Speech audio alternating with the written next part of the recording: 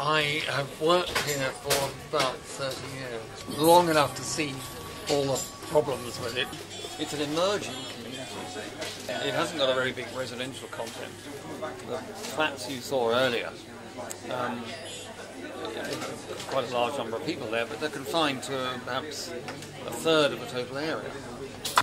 It needed a very clear policy to redefine it as a city centre, with potential of being a very well regenerated area. You don't expect it to be just a housing estate. It should be much more of a place where there is an intense bringing together of people, and where do people converse?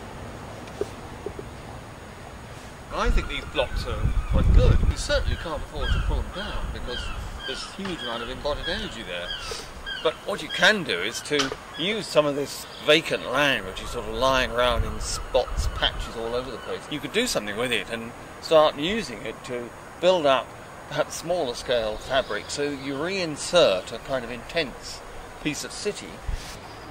What I've been arguing here is that if you were to rebuild this street as a relatively narrow street, the sort of streets that you might see in Georgian Bristol or almost any English town of 100 years and previous, where streets were made rather than open space.